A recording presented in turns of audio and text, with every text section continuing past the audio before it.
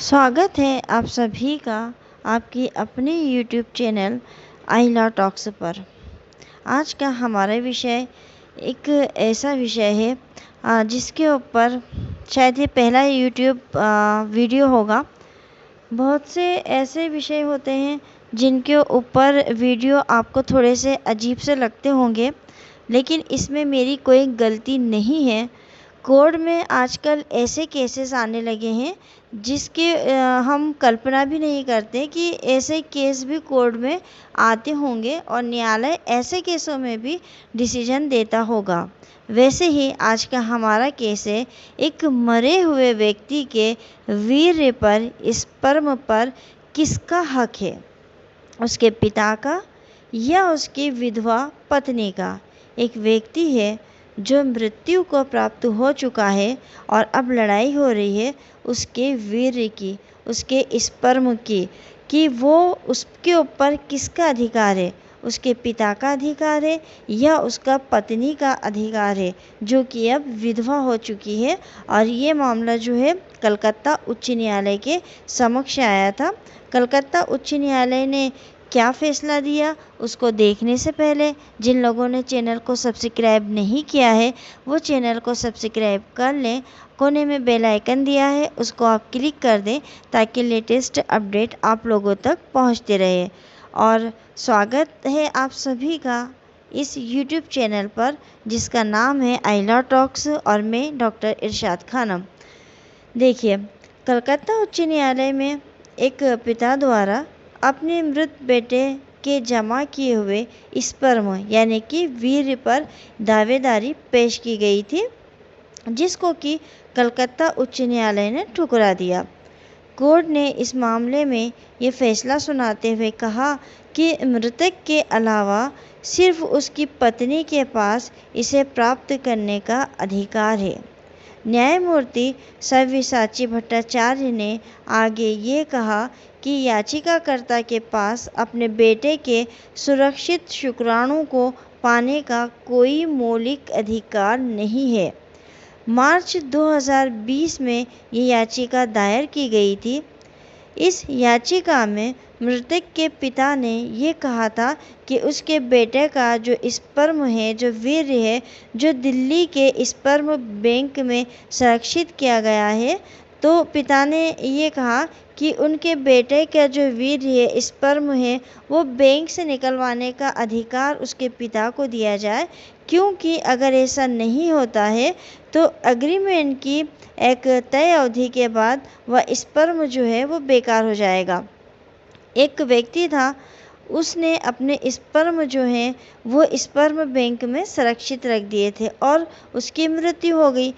अब यहाँ पर उसके पिता ने एक आवेदन कोर्ट में दिया कि उसके जो स्पर्म बैंक में रखे हैं वो मुझे दिलाया जाए, इस पे मेरा अधिकार है, उसको निकलवाने का अधिकार मुझे दिया जाए, क्योंकि वो उसको लेने के लिए वहाँ गए थे और बैंक ने उनको देने से मना कर दिया था कि इसके ऊपर उसकी पत्नी का अधिकार है। तो इसलिए उसका पिता जो है वो न्यायालय में गया था और उस वीर्य को अपने संरक्षण में लेने के लिए, और उसका ये भी कहना था कि अगर वो ऐसा नहीं करेगा, स्पर्म को नहीं लेगा, तो बैंक के एग्रीमेंट के अनुसार एक निश्चित अवधि के बाद वो बेकार हो जाएंगे। याचिकाकर्ता ने यह भी कहा कि उनके बेटे की विधवा को इस मामले में नो ऑब्जेक्शन देने के लिए भी निर्देशित किया जाना चाहिए या कम से कम उसके अनुरोध का जवाब देना चाहिए। अदालत ने हालांकि वकील के इस अनुरोध को खारिज कर दिया और न्यायालय ने आगे ये कहा कि दिल्ली के एक अस्पताल में रखे गए शुक्राणु जो है वो मरे हुए व्यक्ति के हैं और चूँकि उसकी मृत्यु तक वो वैवाहिक संबंध में थे, इसलिए मृतक के अलावा केवल उसकी पत्नी के पास उसका अधिकार है। याचिकाकर्ता ने दलील दी कि उनका जो बेटा था वो थैलेसीमिया का मरीज था और भविष्य में उपयोग करने के लिए उसने अपने शुक्राणु को दिल्ली के अस्पताल में सुरक्षित रखा था।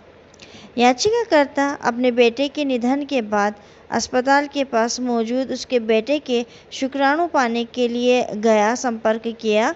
अस्पताल ने उन्हें सूचित किया कि उसके लिए मृतक की पत्नी से अनुमति की आवश्यकता होगी और साथ में उसको विवाह का प्रमाण भी देना होगा।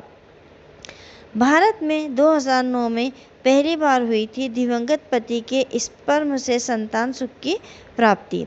अब भारत में 2009 में जो था, एक मरे हुए पति के शुक्राणुओं से, स्पर्म से पहली बार किसी महिला को संतान सुख प्राप्त हुआ था। पति की मौत के 2 साल बाद पूजा नाम की एक महिला जो है वो गर्भवती हुई थी और उसने कोलकाता में एक अस्पताल में बेटे को जन्म दिया था। पूजा ने अपने दिवंगत पति राजीव के शुक्राणुओं की मदद से गर्भ धारण किया था और निसंतान दंपति ने 2003 में कृत्रिम गर्भधारण के लिए प्रयास शुरू किए थे और इससे पहले पूजा मां बन पाती, 2008 में राजीव की मौत हो गई। 2 साल बाद पूजा को ये पता चला कि उसके पति के शुक्राणु अस्पताल के स्पर्म बैंक में सुरक्षित है। पूजा ने डॉक्टर से संपर्क किया और फिर वकीलों से भी कानूनी सलाह मशवरा लिया। उसके बाद उसने डॉक्टर वैद्यनाथ चक्रवर्ती जो थे उन्होंने पूजा का इलाज शुरू किया और वह गर्भवती हो गई।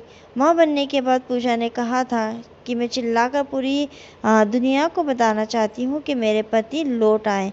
तो 2009 में ये एक ऐसा पहला मामला था जिसके अंदर एक मरे हुए व्यक्ति के शुक्राणुओं से, स्पर्म से संतान सुख को प्राप्ति किया था उसकी पत्नी ने। और 2020 का हमारे सामने ये कलकत्ता उच्च न्यायालय का मामला है जिसके अंतर्गत उस महिला ने भी अपने मरे हुए पति के शुक्राणुओं को पाने के लिए कहा था। पिता ने भी कहा था कि वो लेना चाहते हैं, लेकिन कलकत्ता उच्च न्यायालय ने फैसला विधवा पत्नी के पक्ष में दिया और ये कहा कि पिता को कोई अधिकार नहीं है अपने बेटे के वीर्य को या स्पर्म को लेने के। आपको ये वीडियो कैसा लगा कमेंट करके ज़रूर बताइएगा। मिलते हैं अगले वीडियो में एक नए विषय के साथ। तब तक के लिए शुक्रिया, धन्यवाद।